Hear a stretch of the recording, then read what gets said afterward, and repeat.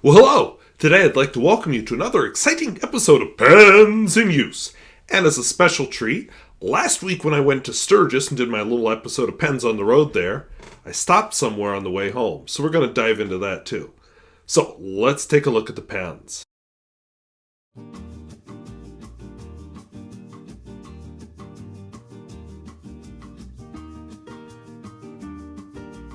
If videos like this interest you, where I talk about fountain pens, both new and old, and at all price points, I would invite you to subscribe. And, what do you think of my little town? And do you ever get those weeks where you just don't really ink up any pens? I think I've had one. So, let's take a look at them. From left to right, a Montegrappa Fortuna. I think, I'm trying to remember the name of the finish. I want to say it's Barcelona Mosaico. A Delta Dolcevita Masterpiece. Yeah, I've got nice pens. Mine aren't all vintage. Reform 1980s Brown, which was this week's first... Yeah, it was this week's first impression. Geha 722, which was first impression of a few weeks ago. I don't think it'll be here next week, because I ran a whole bunch of pens empty, didn't ink very many up, and I think I'm about to run a whole bunch more empty. Parker Duofold, which has been my daily writer, probably won't be next week because that's almost empty. Pelikan M800, and a Garant Silca, which was this week's review. As always, I'll be doing my writing samples in this Bomo art journal from Budapest, Hungary. So my first pen this week is a Montegrappa Fortuna with a Barcelona Mosaico. I just really liked that finish. I've never owned a Montegrappa pen. Honestly, most of their offerings don't appeal to me, but this one really caught my eye, and I saw it a few years ago on Fountain Pen Hospital at a price I was willing to pay. And so yeah, I don't ink it up super often, but when I do, I always seem to use the same ink.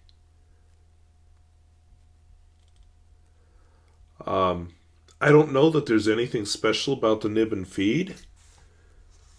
I think it's the finish. Oops. I think that may have been my fault.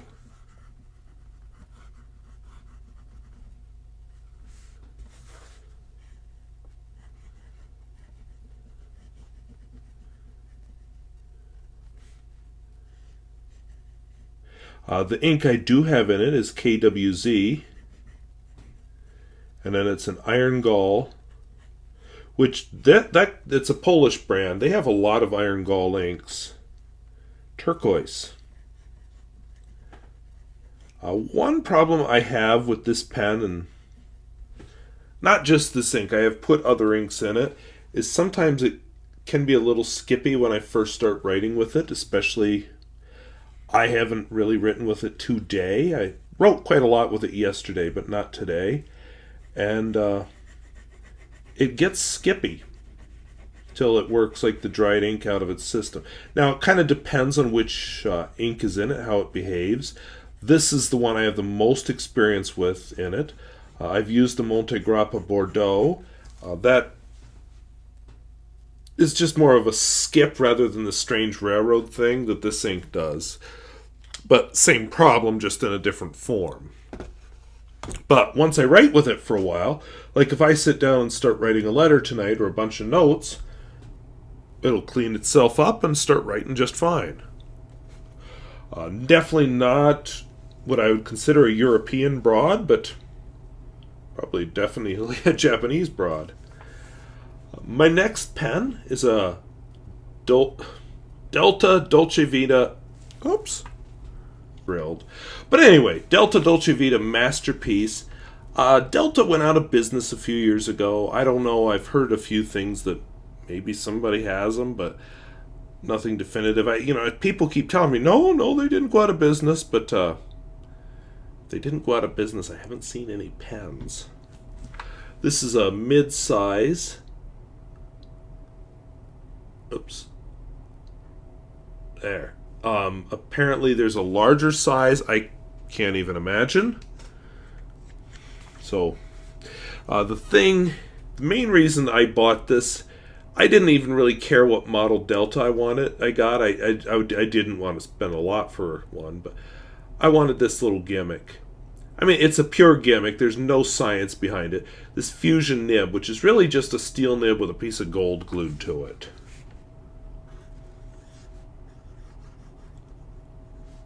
The Dolcevita masterpiece.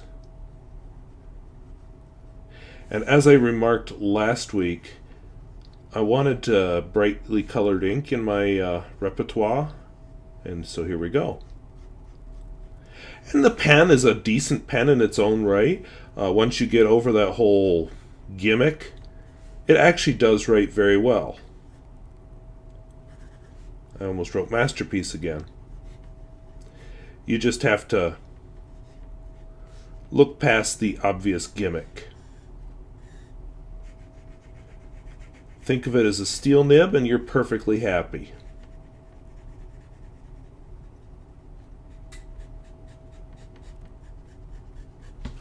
And I probably said something like that in my review years ago.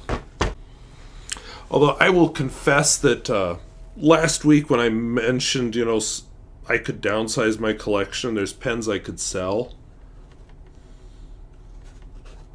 If I go that route, you just saw 2 of them. I like them, but I don't seem to ink them up very often, so why do I have them? And they do keep me from enjoying the pens I like much more.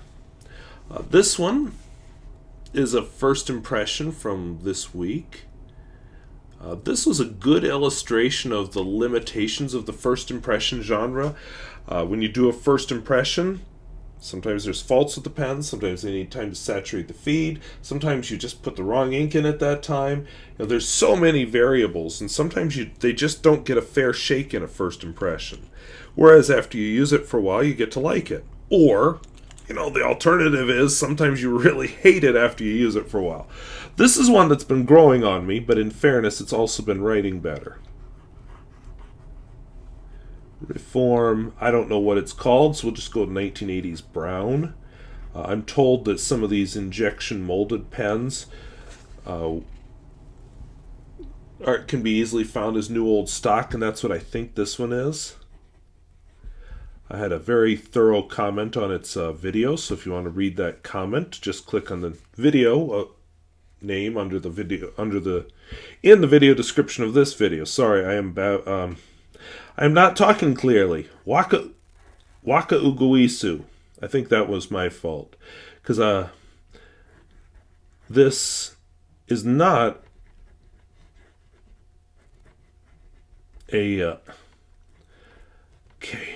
Wow, that whole writing and talking thing usually isn't a problem for me. Words. This is not a oblique nib. This is just a regular rounded nib.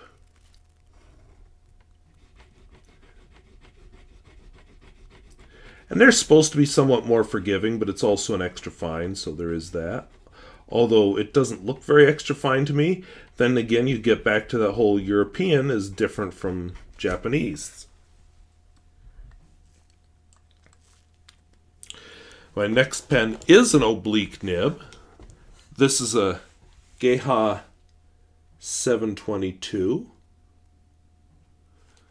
They look very similar, but unlike that one, this one is a piston filler.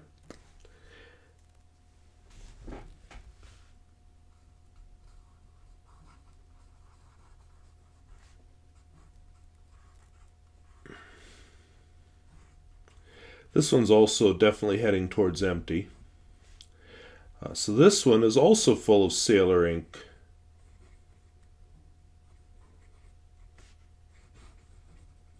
When I first started writing with this pen, I'd see different shimmers of color. Now what I think is, even though I had cleaned it pretty thoroughly, maybe I hadn't completely cleaned it. Because I don't see that with this ink anymore.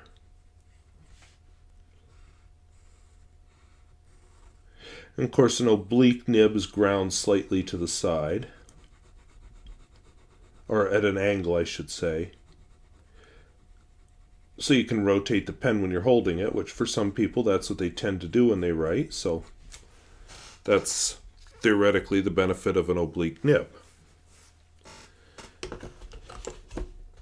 My next pen has been my daily writer, but as close to empty as it is, it probably won't be next week. In fact, on Saturday, I judge a speech meet, which I haven't done in a long time.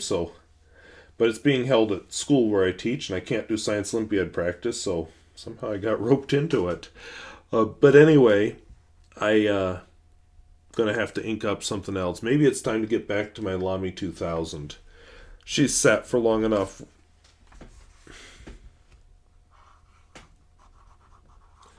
Meanwhile, this pen is a Parker Duofold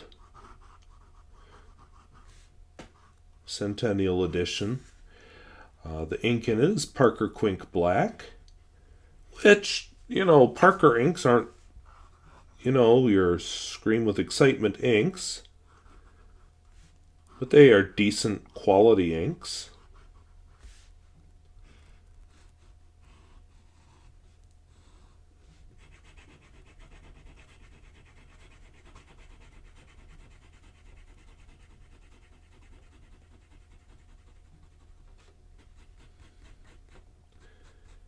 And I find they tend to play reasonably well on lower quality paper. I have a Pelikan M800 here. Again, a very good high quality pen. Kind of an attractive finish. It reminds, the Parker Duofold and the Pelikan M800 are kind of in the same market. I think the M800 maybe is a little more popular because people don't like that this Duofold is a cartridge converter pen, but there are definitely perks to cartridge converter pens. One is they're very quick to clean out. So they don't bother me so much. Now, early on they were like the cat's meow, but now I'm more open to them because I can see their advantages. One of the advantages, if something happens to this piston, guess what? I got to repair it or pay somebody to repair it. Something happens to that converter in that Parker, guess what?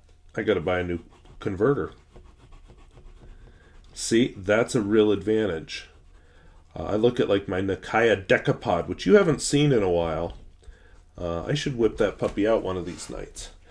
But the fix on that's easy. I'm just going to buy a new converter. And finally, this week's review, which comes to us from East Germany. This is a Garant Silca, a piston filler. I had an interesting question about the advantage of blind caps. That's a blind cap.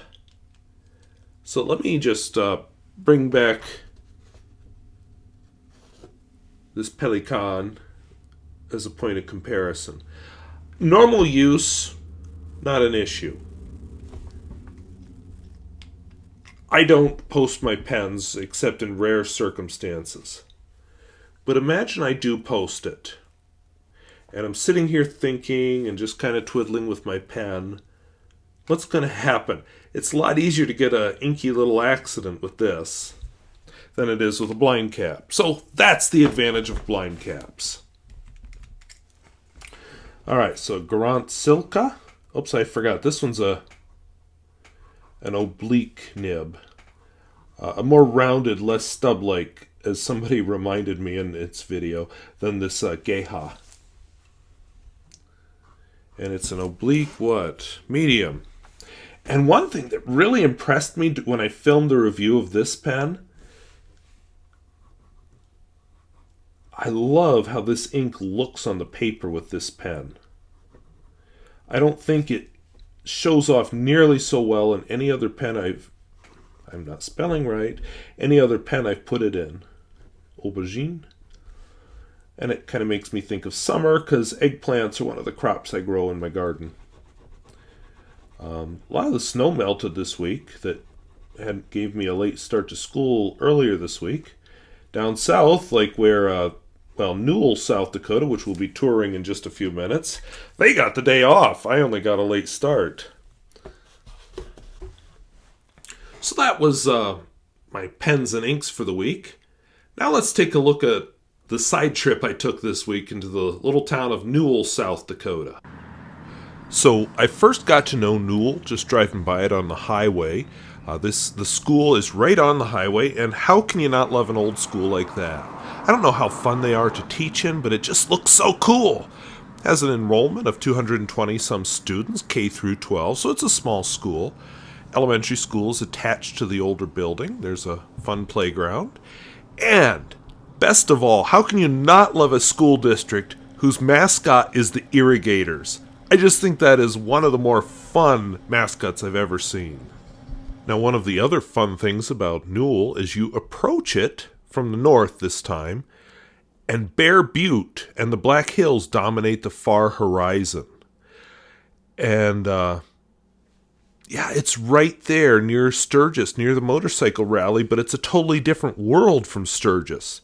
A town of sheep farming, and it has a Family Dollar, so yay. Those, I'm not a fan of those. But anyway, it does have a full main street, but again, here, now approaching from the south the next day, yes, I need to reset the date on my camera, you can see sheep, or at least the sheep industry. So here I did a little drive. We won't watch too much of this, but a lot of streets in Newell are not paved. It's a town of 600 to 700 people. And in towns that size, you often find not all the streets are paved. It's just kind of how they are. I was taken with this approach the first time I took it onto their main street because, there's this kind of dilapidated yipe building, and then there's that cool little gem right there on the corner, which I'll concede that the dash cam doesn't do justice to it, but what a neat looking building. And then you have a main street. It's a very limited main street, but they do have businesses. And we're going to walk around mostly the main street just to get a closer look at Newell. Newell was laid out in 1910, and it was named for F.H. Newell, whoever that is. He was at the time, or at some point, the director of the United States Reclamation Service. And, I could not find a whole lot about it. Like a lot of towns, it's been shrinking, but not a lot. It's actually, compared to a lot of towns this size and this kind of location, it is held very steady in population. So, I think that's pretty nice. There's a neat bar, mural on the bar, I guess, right there. Caught my eye. Dilapidated thingy that caught my eye. And then there's a little bit of business in Newell. There's a hardware store there. Another bar with a few more people at it. Actually, one of them, I believe, also sells food. There was a hotel, which maybe I could have stayed here instead of in Sturgis. And then an old abandoned-looking bank thing. And, there's a lot of empty businesses on Newell's Main Street. Very cool-looking City Hall, which apparently was once a garage. And just some more business that caught my eye. Like I said, I was impressed by Newell. I enjoy stopping in Newell. And I parked in front of that building. But I was right across the street from this cool old grocery store, and yes, it was every bit as old-fashioned inside as you would think. And I shopped there and got my groceries. So, that's Newell, South Dakota. Hope you enjoyed. So, hope you enjoyed my little trip into Newell. That was just a little stop I took, like I said, on the way home. I stretched my legs. I spent probably an hour, maybe hour and a half, walking around the town. I didn't take so much footage of the residential areas. Sorry, my computer operating microphone was about to sleep.